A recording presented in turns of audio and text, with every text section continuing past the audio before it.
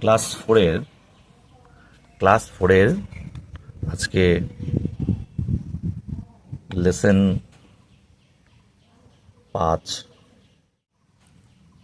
Meeting বড় মিয়া, অর্থাৎ বড় মিয়ার সাক্ষাৎকার। এখানে বড় মিয়া বলতে বোঝানো হয়েছে royal Bengal টাইগারকে।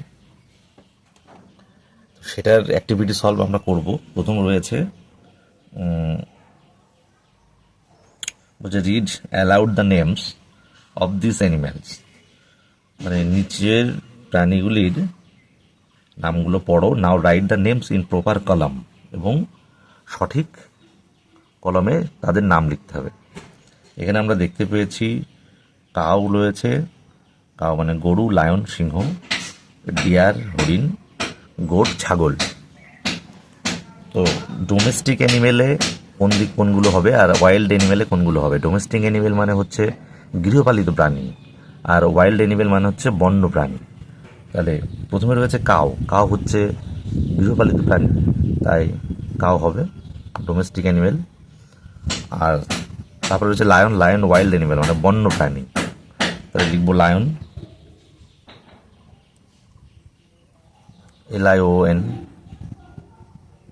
LION lion. Domestic animal মানে গৃহপালিত প্রাণী, আর ওয়াইল্ড অ্যানিমেল হচ্ছে বন্য প্রাণী, অর্থাৎ বনে যারা থাকে, বন্য প্রাণী। তারপরে দেখতে পাচ্ছি ডিয়ার। ডিয়ার মানে হরিণ, এটাও থাকে বন্য প্রাণী, এটা বনে থাকে। তারপর দেখতে পাচ্ছি গোট, GOAT, গোট ছাগল। ছাগল ডোমেস্টিক অ্যানিমেল। তারপরে রয়েছে দ্য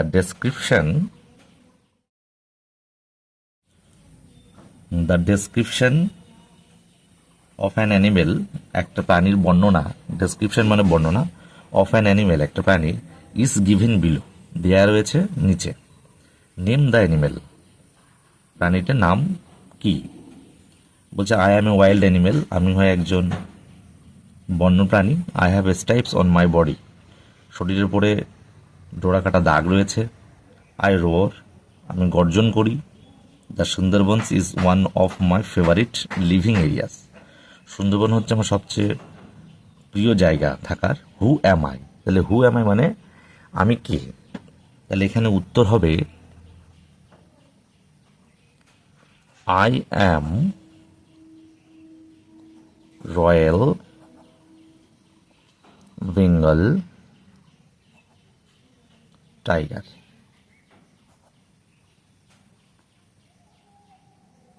রয়্যাল বেঙ্গলটা proper noun, royal Bengal tiger, আর বড় হাতের হবে royal Bengal tiger. Activity 1, write T, মানে লেখো টি ফর ট্রু। ট্রুর জন্য লিখতে হবে T, and F for false statements in the given boxes. নিচের বক্সে ট্রু জন্যে টি এবং ফলসের জন্য এফ লিখতে হবে। তাই এ দাগ আমরা দেখতে পাচ্ছি কি রয়েছে, the Sundarbans is in the north of Bengal. সুন্দরবনটা বেঙ্গলের উত্তরে, এটা হচ্ছে ফলস হবে, উত্তরে নয়, এফ লিখব। তারপরে রয়েছে বি। বি হবে সুবল অ্যান্ড মাদল হ্যাড এ বোট। সুবল এবং মাদলের হ্যাড মানে ছিল, পাস্ট টেন্সে ছিল একটি বোট। হ্যাঁ, ওদের একটা বোট ছিল, মানে নৌকা ছিল, তাহলে ট্রু হবে।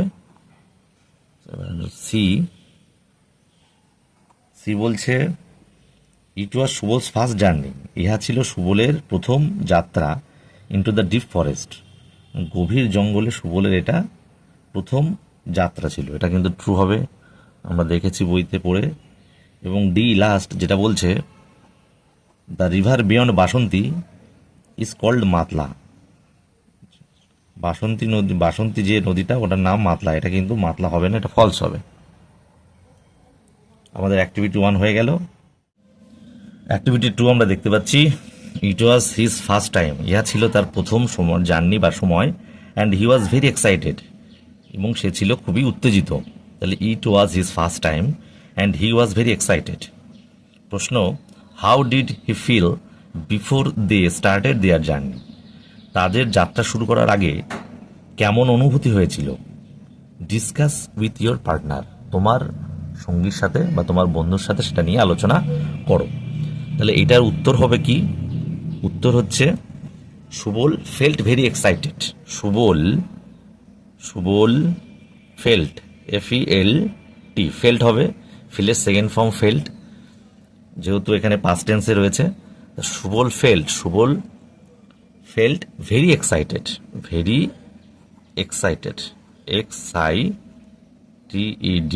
Excited. Subal felt very excited.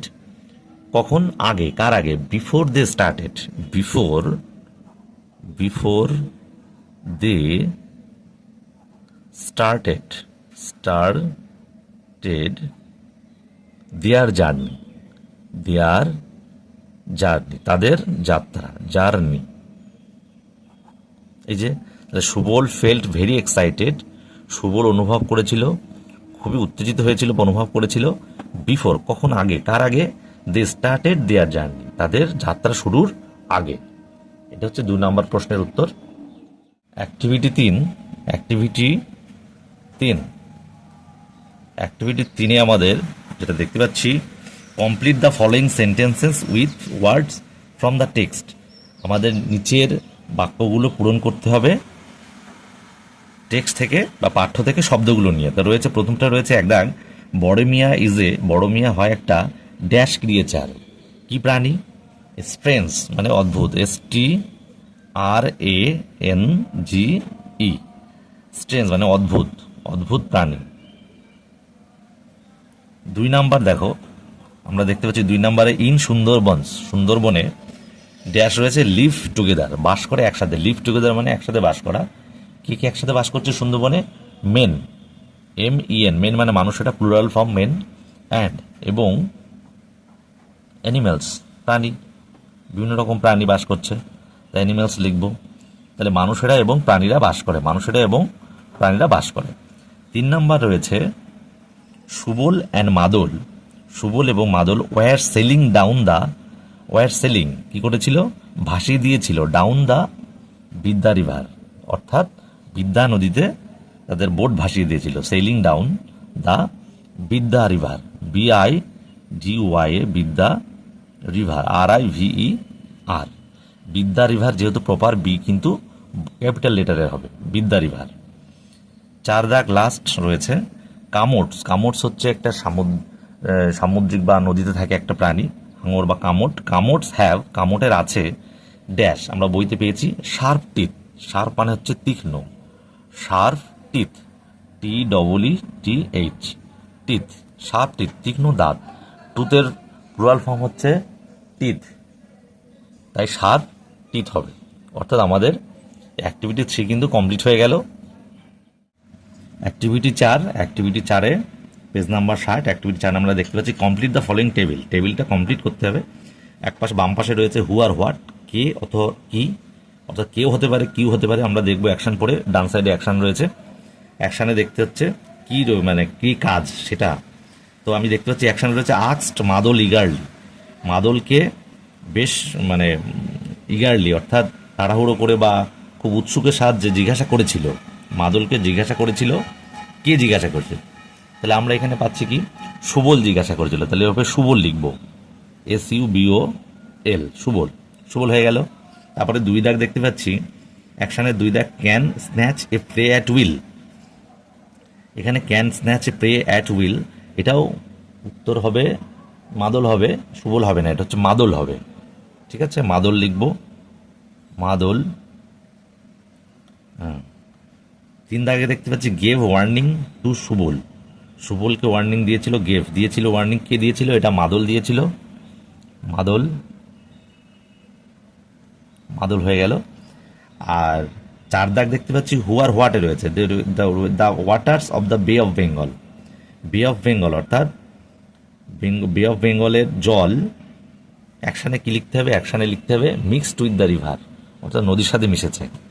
4 দাগ mixed with the river, mixed with the river. এ হচ্ছে 4 দাগ।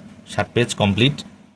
অ্যাক্টিভিটি 5-এ আমরা দেখতে পাচ্ছি লেখা আছে অ্যারেঞ্জ দ্য ফলোয়িং সেন্টেন্সেস, অর্থাৎ অ্যারেঞ্জ মানে সাজাও, ফলোয়িং সেন্টেন্সেস নিচের বাক্যগুলি ইন দ্য কারেক্ট অর্ডার, সঠিক নিয়মে বা সঠিক ক্রমানুসারে। Put the numbers in the given boxes, এবং সেই নাম্বার দিতে হবে নিচের বাক্সগুলিতে। তাহলে আমরা 1 দাগ 2 দাগ হিসেবে করে দিচ্ছি। ওপরে যে প্রশ্ন আমরা দেখতে পাচ্ছি, একে রয়েছে কি নাম্বার, আগে পাতিয়ে নিই। আমি দেখতে পাচ্ছি এখানে যে গুলো রয়েছে, they appeared a huge tiger, they stood like statue. তো আমি এখানে দেখতে পাচ্ছি 1 নাম্বার কোনটা হবে, যেটা আমরা টেক্সট পড়েছি 3 নাম্বার, দে ক্যারিড এমটি স্যাক্স, তারা খালি বস্তা বহন করেছিল, টু কালেক্ট ড্রাই উড, অর্থাৎ শুকনো কাঠ জোগাড়ের জন্য, ফর ফুয়েল, জ্বালানির জন্য, কাঠের জন্য, জ্বালানির কাঠের জন্য শুকনো বস্তা তারা জোগাড় করেছিল। 3 নাম্বারটা হবে 1, তাহলে আমি 1 নাম্বার 3-এ লিখবো 1 নাম্বার। পাঠ্যক্রম অনুযায়ী আমরা দেখতে পাচ্ছি এবার 2-এ রয়েছে কোনটা, 2-এ দেখো 5 নাম্বারে যাও, দ্য ব্রাদার্স মানে ভাইয়েরা হার্ড এ ডিফিনিং রোড অর্থাৎ একটা তীব্র বা একটা ভয়ানক গর্জন তারা শুনেছিল, শুনেছিল, এটা 2 নাম্বার হবে। 2 নাম্বার, আমি 2 নাম্বার দিয়ে দিলাম। তারপরে আমি দেখতে পাচ্ছি পাঠ্যক্রমে যে পড়েছি আমরা তাতে দেখতে পাচ্ছি 3 নাম্বার হচ্ছে 1 নাম্বারটা হবে, দি অ্যাপিয়ার্ড এ হিউজ টাইগার, তাদের সামনে একটা বড় বাঘ এসে গেল, এটা 3।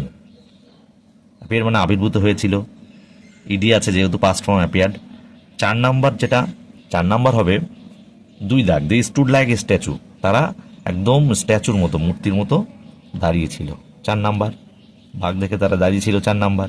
আর 5 নাম্বার তো লাস্টে যেটা বাকি থাকছে সেটাই, অর্থাৎ 4 নাম্বারটা, দ্য টাইগার অ্যাম্বলড অ্যাওয়ে, অর্থাৎ বাঘটি অন্যদিকে চলে গেল, এটা 5। তাহলে আমাদের অ্যাক্টিভিটি 5 নাম্বার কমপ্লিট হয়ে গেল। বাংলা মানে করে আমরা বুঝে নিলাম। অসুবিধা থাকলে কমেন্টসে জানাবে।